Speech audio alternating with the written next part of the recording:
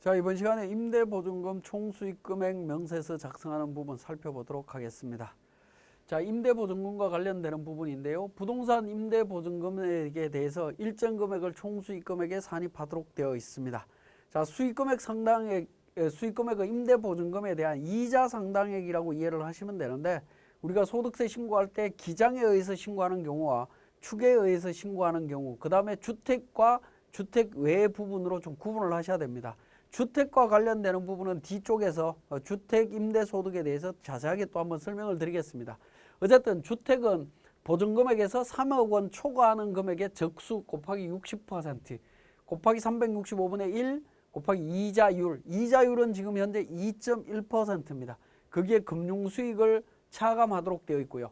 주택 외의 경우에는 보증금 적수의 건설비 상당액 적수를 차감한 금액 기준으로 해서 365분의 1 곱하기 이자율 마이너스 금융수익을 해서 기장에 의해서 신고할 때는 이렇게 계산한 금액을, 축에 의할 경우에는 주택인 경우에 보증금액에서 3억 차감한 금액의 적수의 60% 이자율 적용하도록 되어 있습니다. 그리고 상가 같은 경우에는 보증금 적수에다가 그냥 계산하도록 되어 있습니다. 이자율을 계산하는데, 추계로 신고하는 게, 상가를 추계로 신고하는 경우에는 건설비 상당액 적수를 차감하지 않는다라는 겁니다. 차감하지 않고 그 다음에 금융수익에 대해서도 차감하지 않습니다.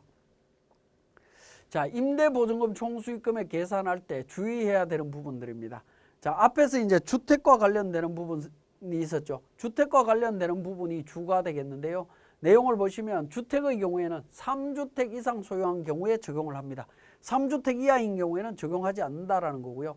3주택이라고 할 때 주거면적이 40제곱미터 이하인 주택으로서 기준시가가 2억 원 이하인 주택은 제외합니다. 3주택을 계산을 할 때 40제곱미터 2억 원 이하인 주택은 전부 다 빼고 숫자를 계산하겠다라는 겁니다. 그 다음에 주택수는 부부 합산으로 계산하고 임대보증금 총수익금액 계산은 거주자별로 주택 기준으로 각각 계산합니다. 주택수를 계산할 때는 3주택이냐 아니냐는 부부 합산으로 하되, 세금 계산할 때는 따로따로 계산한다라고 보시면 되겠습니다. 자, 공동사업장은 1거주자로 보기 때문에 공동사업장별로 3억 원을 공제한다라고 보시면 되겠네요. 자, 주택임대소득의 과세 여부가 되겠습니다. 자, 한 개의 주택을 소유하는 자의 경우에는 비과세를 합니다. 제외한다라는 거죠. 자, 그런데 이제 과세기한 종료일 또는 해당 주택의 양도일 현재 기준시가가 9억 원을 초과하는 주택의 경우에는 과세를 합니다. 한 개 주택이 있을 때는 비과세를 하는데, 그 한 개의 주택이라 하더라도 임대소득이 발생되는 주택의 기준시가가 9억 원을 초과하는 고가주택에 해당이 된다면 과세하겠다라는 겁니다. 자, 그 다음에 해당 과세 기간에 주거용 건물 임대업에서 발생한 수익금액의 합계액이 2천만 원 이하인 자의 경우에는 종합과세와 분리과세를 선택할 수 있도록 하고 있습니다. 원래 그 분리과세의 경우에는 원천징수로서 납세 의무가 종결이 되는 게 일반적입니다. 일반적이지만 주택 임대소득에 대해서는 그러니까 원천징수가 거의 불가능하기 때문에 임대소득이 발생된 분들은 스스로 이번 종합소득세 신고할 때 임대소득에 대해서 신고를 하셔야 됩니다. 신고를 하셔야 되는데, 종합과세와 분리과세를 선택해서 할 수 있다. 유리한 쪽을 선택하시면 되겠습니다.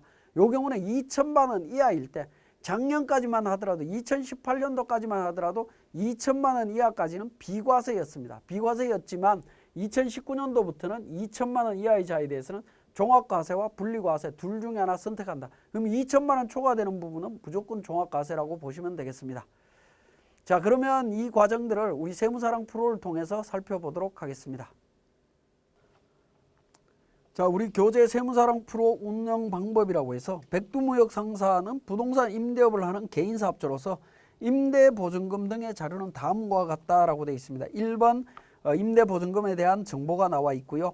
2번 이제 상가 건물에 대한 건설비 상당액 적수 총 면적 나와 있고, 손익계산서에 이자 수익 250만 원 중에 상가 건물 임대 보증금 운용 수익 200만 원이 있다. 그 다음에 주거 면적 40제곱미터 이상 보유주택 3주택으로서 보증금 월세 관련되는 부분 내용 나와 있습니다. 주택과 관련되는 운용 수익 없다. 정기예금 이자율 2.1%다. 이런 부분들이 반영이 되어 있습니다. 자, 요 내용을 갖고 우리 임대보증금 총수익금액 내용을 정리해 보도록 하겠습니다. 우리 세무사랑 프로에서 개인 조정에 보시면 수익금액 조정 쪽에 마지막에 있는 임대보증금 총수익금액 1, 2, 3 있습니다. 자, 클릭해서 정리를 하시면 되겠습니다.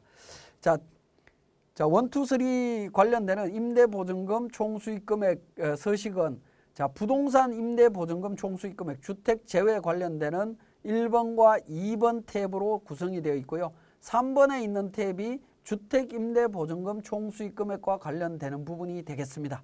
자, 일단 먼저 상가와 관련되는 부분 정리를 해보도록 하겠습니다.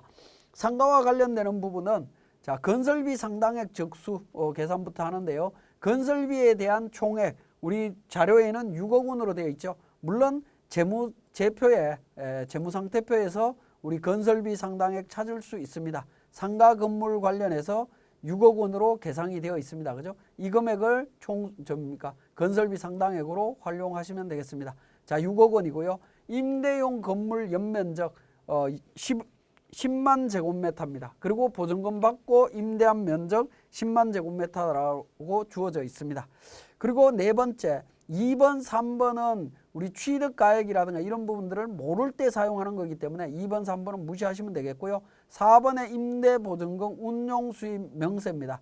자, 계정 과목 이자 수익의 계정 금액 250만 원이고 이자 할인료 배당금 즉 금융수익에 해당되는 금액 주택임대보증금과 관련되는 금융수익 200만 원이다라는 부분입니다. 우리 교재 자료에 3번의 내용이 나와 있습니다. 그 내용을 그대로 반영을 했습니다. 자, 첫 번째 탭을 작성을 하시고 나면 두 번째 탭으로 갑니다. 두 번째 탭 분홍색 네모 5번에 이 임대보증금 등의 적수계산이라고 있습니다. 적수계산을 하는데 자, 적수계산은 F12 불러오기를 통해서 작성을 하시면 됩니다. 기존 데이터 삭제하고 계정별 원장에서 새로 불러오겠느냐 예라고 누르시면 됩니다. 그러면 우리가 부동산 임대업 같은 경우에는 임차인이 들어가고 나가고 했을 때 임대보증금 변환에 대한 부분들을 정리를 하겠죠. 그죠? 그 내용들을 정리를 해주시면 됩니다. 자동으로 반영이 되어 있을 거고 적수가 자동 계산이 됩니다. 자, 건설비 상당액 적수. 건설비 상당액 적수는 1월 1일 날부터 있었죠. 1월 1일 날부터 있었기 때문에 1월 1일부터 6억 원 계상해서 정리를 하게 됩니다. 자, 그렇게 정리를 하게 되면 이자율 2.1% 정리해서 운용수익금액 차감해서 총수익금액 산입할 금액은 376만 4,931원을 총수익금액 산입해 주시면 되겠습니다. 자, 이 부분은 건설비 그 임대보증금에 대한 부분들은 우리 상가 임대를 하는 경우에 부가가치세 신고할 때 간주임대료 신고하게 됩니다. 부가가치세 때 신고했던 간주임대료 금액하고 소득세법상의 임대보증금 총수익금액하고는 일반적으로는 좀 차이가 있습니다. 왜냐하면 건설비 상당액이 소득세법에서는 차감되기 때문에 부가가치세법에서 계산한 금액보다는 금액이 총수익금액이 산입할 금액이 줄어든다라고 볼 수 있겠습니다. 그래서 그 차이 다시 계산을 하셔야 되고요. 상가 보증금에 대해서 계산된 금액 376만 4,931원을 F3번 조정 등록을 통해서 세무조정을 해주시면 되겠습니다. 임대보증금 관련되는 부분 등록하시면 됩니다. 자, 그리고 이제 주택과 관련되는 부분이 있는데 우리 교재 사례에서는 상가임대와 주택임대 관련되는 부분을 지금 동시에 계산하고 있습니다만 원칙적으로는 어떻게 됩니까? 제가 앞 시간에도 설명을 드렸는데 우리 회사 등록에서 보시면 회사 등록에서 소득 구분에 보시면 주택임대소득하고 부동산 임대소득하고는 구분 기장하도록 되어 있죠. 소득별로 구분 기장하도록 되어 있습니다. 그래서 원칙적으로는 임대보증금 총수익금액이라고 하는 서식에서는 상가임대는 상가임대만 또 다른 회사 코드에서 주택임대가 있으면 주택임대보증금 3번에 대한 서식만 별도로 구분해서 작성을 하셔야 됩니다. 한꺼번에 작성하시면 원칙적으로 안 된다라는 겁니다. 소득별로 구분해야 되기 때문에 그렇습니다. 그렇지만 우리 사례에서는 한꺼번에 작성하는 걸로 제가 만들어 놨습니다. 그거는 이해를 좀 해주시고요. 예, 주택임대보증금 총수익금액은 세 번째 탭에서 작성을 하게 되는데요. 자, 요 작성하는 부분은 좀 주의를 하셔야 됩니다. 자, 일단 우리 주택임대보증금에서는 기본적으로 3억 원을 차감하고 계산하도록 되어 있고요. 그 3억 원을 차감하는 부분은 주택임대보증금 적수가 가장 큰 것부터 계산하도록 되어 있습니다. 그래서 우리가 주어져 있는 자료를 기준으로 해서 프로그램에다가 직접 한번 등록을 해 보겠습니다.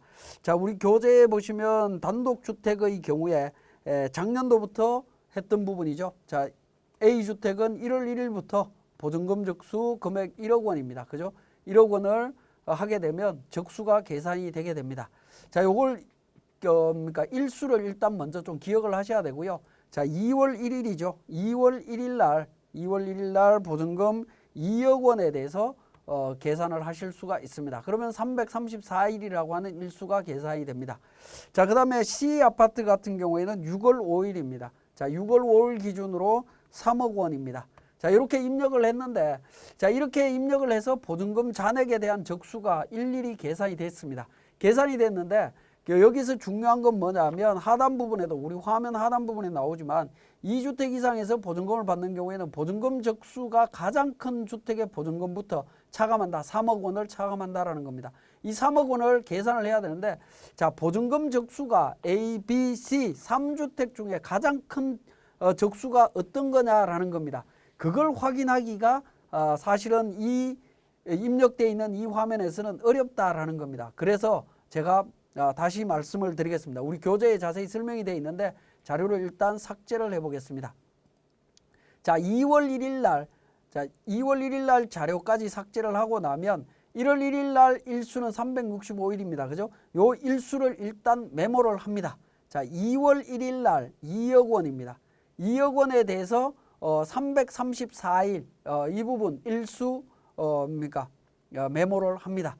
자, 그 다음에 6월 5일 날 3억 원입니다.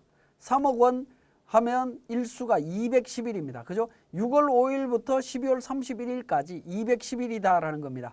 자, 일수를 확인하신 다음에 일수 변경을 클릭합니다. 자, 일수 변경을 클릭하셔서 일수란에다가 앞에서 확인하셨던 365일 A주택, 그 다음에 B주택은 334일이었죠. 334일. C주택은 210일이었습니다. 그죠? 210일 이렇게 입력을 하면 각 주택별로 보증금 잔액 적수를 계산하실 수 있습니다.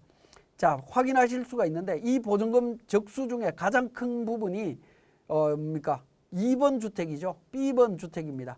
보증금 금액이 2억 원이기 때문에 3억 원을 한도로 해서 2억 원을 공제를 합니다. 그리고 두 번째로 큰 적수는 어디죠? 세 번째 주택, 6월 5일자 주택입니다. 그죠? 6월 5일자 주택에서 이미 2억 원을 공제했기 때문에 추가로 1억 원을 더 공제를 하시면 됩니다. 그래서 누적적으로 3억 원 공제하는 방식으로 해서 계산을 하시면 된다라는 거죠. 자, 이렇게 계산하시게 되면 결국에 270만 9,863원이 조정사항으로 나타나게 됩니다. 보증금에 대한 총수익금의 산입금액이 됩니다. 주택과 관련되는 보증금 운용 수익은 없기 때문에 요 금액을 세무조정해 주시면 되겠습니다. 그 내용이 우리 교재에 일수 변경을 이용해서 하는 방법이다라고 제가 설명을 드려놨습니다. 근데 원칙적으로는 일수 변경을 하지 않고 보증금 적수를 개별적으로 계산을 한 다음에 공제를 하도록 되어 있는데 우리 교재에 보시면 해답 부분에 공제 금액이 이렇게 되어 있습니다. 일수 변경하기 전으로 넘어가 보겠습니다. 자, 자료를 다시 한번 삭제를 하고 내용을 확인해 보도록 하겠습니다. 자, 2월 1일 날 보증금이 2억 원이었습니다. 2월 1일 날 2억 원이고요. 6월 5일 날 보증금이 3억 원이죠. 3억 원 계산을 했습니다. 자, 이렇게 계산이 되어 있는 상황 속에서는 일수가 보증금이 변동될 때마다 일수가 이렇게 변동이 되어 있죠. 이런 경우에는 가장 큰 적수를 일일이 계산을 하신 다음에 공제 금액을 적용을 합니다. 자, 2월 1일 날 B주택에서 공제하는 금액이 적수가 가장 크죠. 거기에서 2억 원을 일단 공제를 합니다. 보증금 한도니까요. 여기까지는 문제가 될 게 없습니다. 근데 6월 5일자가 두 번째로 적수가 큰 상황입니다. 그죠? 그런 경우에 공제를 해야 되는데 이때 공제 금액에 입력할 때 1억 원을 입력하시면 안 되고 누적액으로 입력을 하셔야 됩니다. 2억 원이 2억 원이 2월 1일부터 6월 5일까지 기간 동안 2억 원이 차감됐습니다. 6월 5일부터는 보증금이 5억 원, 총 6억 기준으로 적수가 계산이 되고 있죠. 그죠? 6월 5일부터는 공제돼야 되는 금액이 총 금액이 3억 원이 됩니다. 그죠? 누적 금액 3억 원으로 이렇게 입력을 하셔야 됩니다. 자, 이 부분은 이렇게 말씀을 드리면 조금 이해하시기가 조금 어려운 부분도 있습니다만은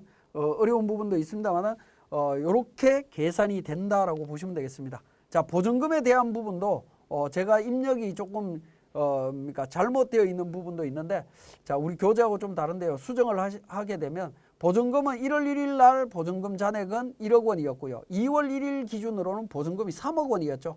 3억, 누적액 3억 원입니다. 그죠? 3억 원이고요. 그 다음에 6월 5일 날 보증금은 어떻게 됩니까? 6월 5일 날 보증금은 6억 원, 접니까? 6억 원이 되죠. 6억 원을 입력을 하셔야 되고, 그 다음에 공제 금액도 2월 1일 기준에 가장 큰 적수 보증금 한도 금액인 2억 원 기준으로 공제, 그 다음에 최대치인 3억 기준으로 그러니까 공제해서 총 수익 금액을 계산하시게 됩니다. 자, 6번에 있는 보증금 금액은 지금 일수 변경이라고 하는 기능을 사용하지 않고 순차적으로 적수를 계산할 때는 6번 보증금은 누적액 기준으로 입력이 된다라는 거고요. 공제 금액도 누적액 기준으로 공제가 된다라는 부분입니다. 자, 이 부분은 설명하기도 어렵고 여러분들이 이해하시기도 조금 어렵습니다. 어렵기 때문에 우리 교재에 있는 일수 변경 기능을 통해서 작성하는 방법으로 하시는 게 훨씬 이해하시기가 편하고 또 더 편리한 방법이다라고 보여집니다. 그렇게 계산하나 지금 누적액 기준으로 계산하나 세무조정해야 되는 금액은 둘 다 똑같습니다. 물론 뭐 단수 차이는 있습니다만은 그 부분은 크게 무시하셔도 될 정도이기 때문에 여러분들이 둘 중에 이해되고 쉬운 방법으로 선택해서 적용하시면 되겠습니다. 자, 이렇게 계산된 금액을 우리 F3번 조정 등록을 통해서 세무조정을 해주시면 되겠습니다. 자, 다시 한번 말씀을 드리면 상가임대 보증금에 대한 총수익금액 계산과 주택임대 보증금에 대한 총수익금액 계산은 한 서식에서 같은 회사 코드에서 동시에 작업하지 않는다라는 겁니다. 소득 구분 계산 때문에 구분해서 별도로 작업하셔야 된다라는 거 다시 한번 말씀드리면서 우리 임대보증금 수익금액에 대한 설명 마치겠습니다.